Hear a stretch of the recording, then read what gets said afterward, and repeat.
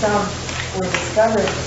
And well, the Earth is perfectly capable of raising outrageous hell without us triggering a nuclear war. Don't you think it hurts? You know, that it must be a sort of displacement? Well, I mean, I'm not sure exactly.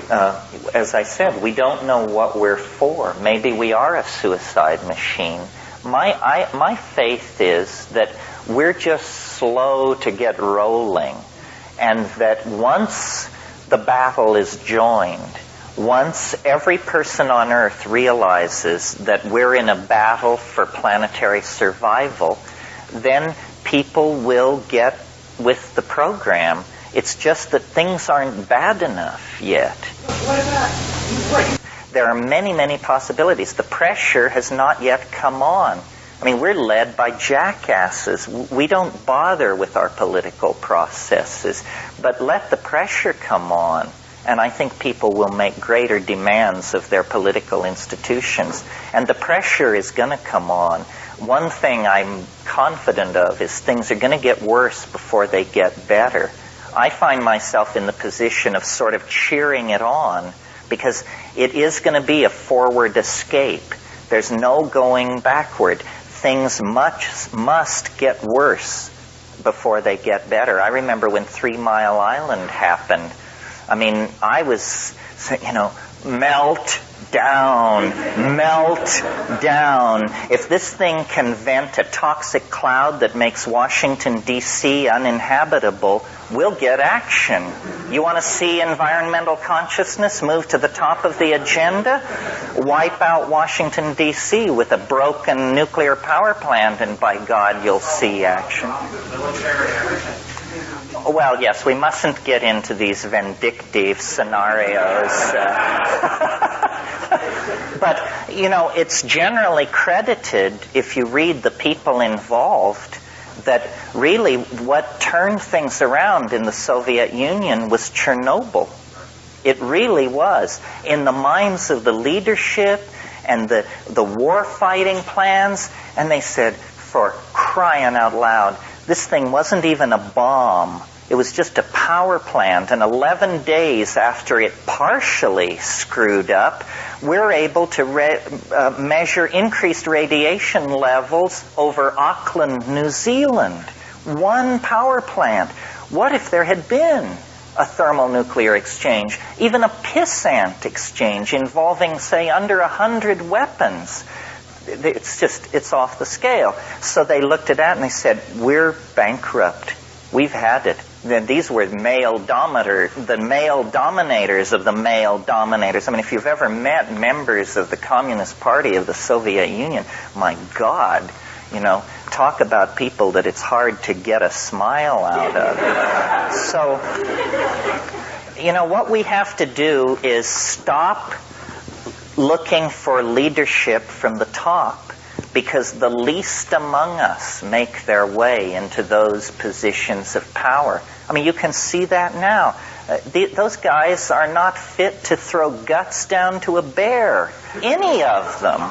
And so, what we have to do is knock off this fantasy of being citizens inside a democratic state. I mean, what we are the propagandized masses inside a fascist dictatorship.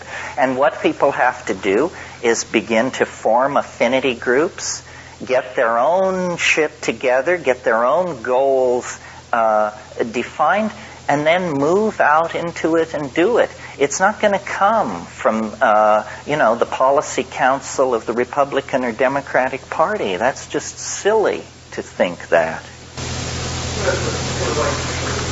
A lot of our girls, my friends, that's the end of that conflict. We never thought of that. That's right. Getting to know each other. Know your enemy, and they probably will not be your enemy. We have a very weird political agenda. I mean, for instance, I don't want to get into an air-clawing rave about this, but I feel as a person who was raised Catholic that I have a certain license to criticize my own subgroup. I think that, the Third Reich was a Sunday school picnic in terms compared to the population policies of the Roman Catholic Church. They will shove millions of people per year into poverty, disease, and death in the pursuit of a theological doctrine that nobody understands the sense of. In a civilized political environment, those people would be placed under immediate arrest, just like we did the leadership of the Nazis. I do not understand how you can call yourself pro-life when the policies that you espouse mean planetary death. That's the program of the pro-life position. More starvation, more agony, more wars, more destroyed land, more toxic output in the name of being pro-life? What have words come to mean? I mean, it's really bizarre. And we, even us in this room, the thing that was so great about the 60s and that is so frustrating about the 90s is people do not get pissed off. I mean, you know, I can tell you this and you can nod in agreement, but, you know, at some point the thing becomes so odious, so clearly intellectually bankrupt, so clearly toxic to any kind of human values that any of us can relate to, that you just have to put yourself on the line. And I don't know when that moment will come. It's not for me to say. I guess a switch will be turned in the unconscious. But there's enough evidence of outrage and muddle-headedness and outright evil around that sooner or later we're going to have to confront it. Otherwise, you know, this is a sinking submarine. And there is no way out unless people who really understand the gravity of the situation and the stakes make their voices heard. If we leave it up to the institutions that have been put in place over the last 500 years, these are anti-human institutions. These institutions hate the human race, hate ordinary people. And until we wake up to this, we're going to be their victims. We're the marks. Well, how do you like being a mark? You can just take so much of that, and then you just finally have to stand up and say enough, you know? And, yeah, JP. Demographically, Japan comes close to what you talk about. They talk about it towards as far as the type of educational reform that this society needs. Well, you're right. Education is the key. And, you know, it's just my opinion on this, but history is, to not know your history is to be amnesic. I mean, if you met a person who couldn't tell you where they were from 1970 to 80, you would define them as a fairly damaged person. But how many people do you meet who can tell you where Western civilization was between 900 and 1600? People don't know. So since they don't know, they can be fed any shit that is out there, and they don't know. They have no idea.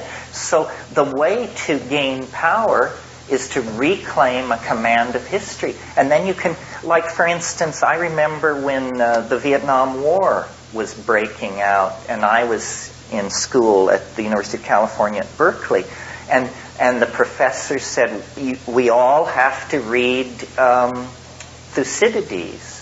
We all have to read about the war against Sparta, not Sparta, the war against Syracuse, which was in Sicily, and how it destroyed Greek democracy, and how it allowed the ascendancy of the dictatorship of the 30. And why did this happen? Because the Athenian citizenry could not understand the war aims, because the Athenian leadership didn't understand clearly what the war aims were. All the mistakes of the Vietnam War were repeated or occurred in this war, which was fought well before the year zero. But you tell most people to read Thucydides, and they just give you a strange look. Well, it's not because we want to be obscurantists or we want to carry on conversations like Cambridge intellectuals. It's because we want to know what to do with the future. And the first thing you do with the future is you don't make the stupid mistakes that were made in the past. Like this New Age thing amazes me. I mean, there are people who call themselves spiritual thinkers who think that the spiritual quest began with Madame Blavatsky, for crying out loud. Well, I've got news for you. People have been over this ground again and again and again. It always amazes me that people will give their loyalty to a guru who is obviously, a grab tailor and a tax skate and a jerk. And you say to them, well, have you read Plato? Or have you studied Nagarjuna? Do you know what Moses Maimonides has to say about this? And say, why do you follow this guy? He probably hasn't even read these people. Do you know that there have been some fairly bright people around over the last 6,000 or 7,000 years? And yeah, they don't have a white limousine, or they won't invite you up to their place in the Hamptons or something, but they're good. And all you have to do is go to the public library and read this stuff. And people don't want that. They want flash. This very sincere people come to my workshops, and I realize that they want me to tell them this stuff. And because I guess this is better than sitting home on a Saturday afternoon and reading. But Plato said it a lot better than I'm saying it. And so did a lot of other people. Civilization is a vast storehouse of wisdom. But if you don't avail yourself of it, then you have to figure it out based on what's happened since Nixon or something. And you're not going to get very far. They trap you with that. I don't want to rave about this, but what I saw happen to my own university, I think that a conscious decision was made by the American establishment at the close of the 1960s. And what they said to themselves was, this idea of universal education and an educated citizenry, this we don't like. We see now what happens when you educate your citizens. They figure out the game, and they come to you with their plans for reform and how to make it better. So I was like among, at least at the University of California, I was among the last people to go through that university where the goal was to inform you about the nature of the enterprise called Western civilization. And after that, what they got into was this MBA, data entry, all this stuff. The universities became trade schools. And what they give you is video games. They give you TV, video games, and they give you a skill. And you say, well, now you're a level 3 data enterer, and we're gonna give you $35,000 a year, and please shut up about it. That's it. You've been brought inside, but we're not interested in your opinions. We're giving you a life, we're giving you a trade, and we'll be giving you some orders downstream, and by God, you better snap to when the moment comes. This has nothing to do with democracy. This is fascism, is what it is. It's campaigning, just like what you said. How much you can earn is how much you can learn. It's the same thing. Yeah, everything is commoditized. Everything is, they assume that you, and people these days want to be secure.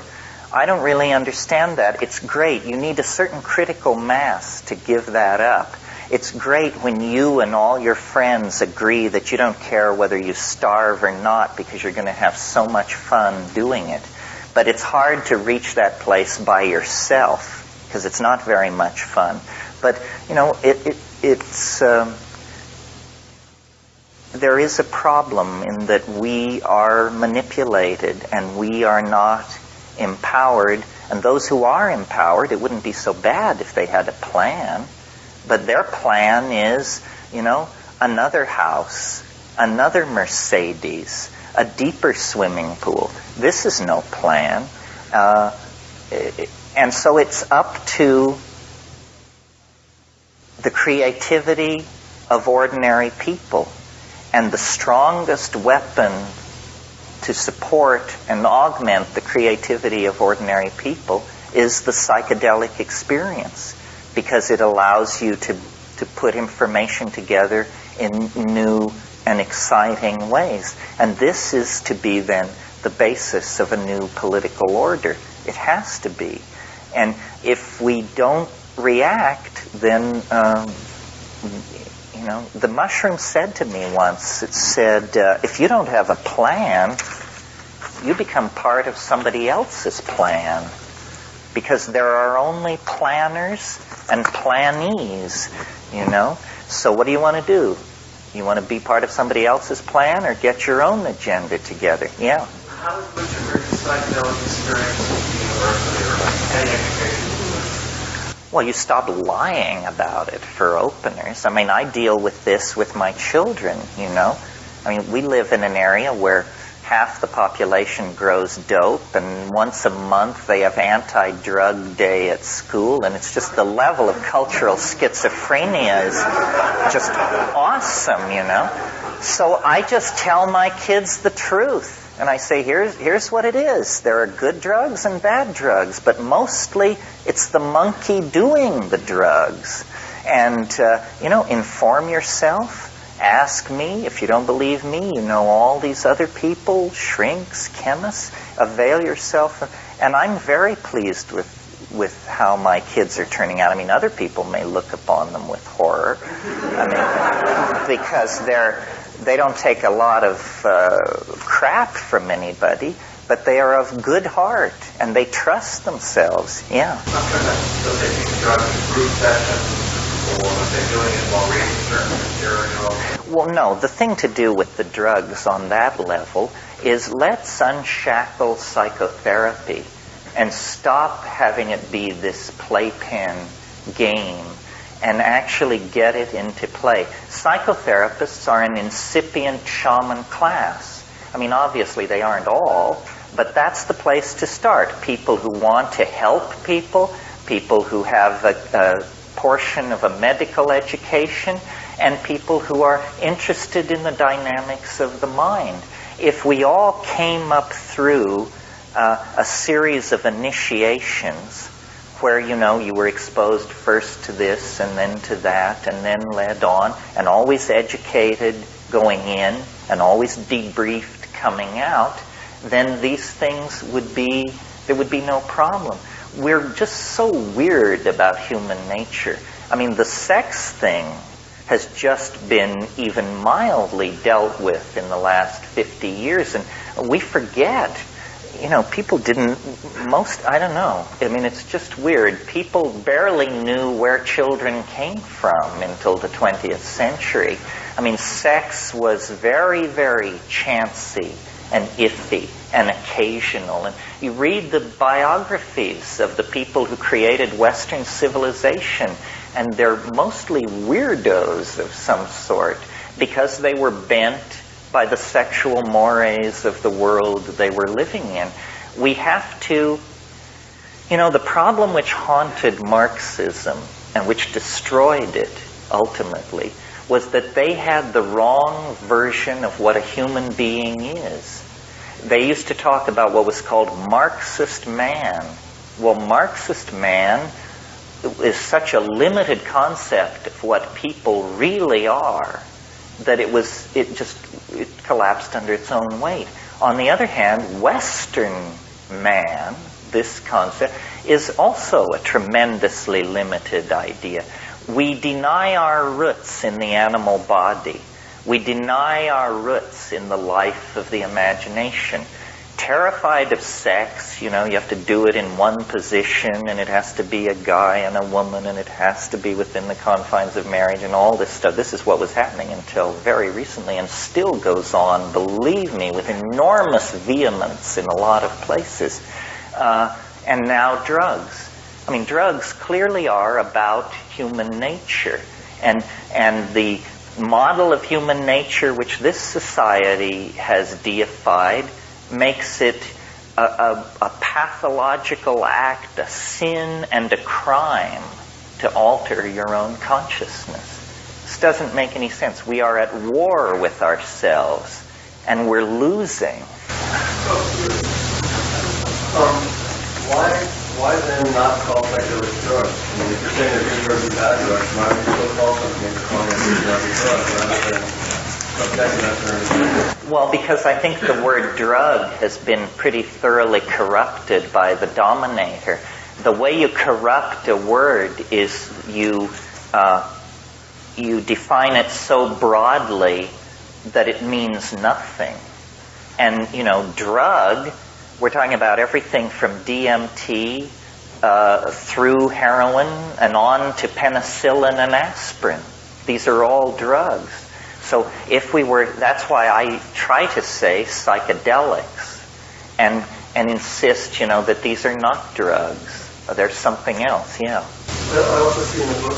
And express what we're all discussing here. Well, there's real youth phobia. Youth is regarded as subversive. It's almost regarded as a standing army within society that belongs to a foreign power. The generational gap is not driven by the young, it's driven by the old who are nervous about giving up power. I mean, their attitude is, we can't trust you with the keys to the car. But the problem is, they're driving the car over the cliff at 200 miles an hour. So I don't really have an answer for this. I mean, I feel very, very fortunate in that I have very rarely and only for brief periods of time ever had to take orders from anybody. Now, in order to achieve that, I had to do a number of things that prudence dictates I not even mention here. But you have to be very suspicious. You have to keep clear. They're always trying to get you down into the hole that they're in, And, yeah. Well,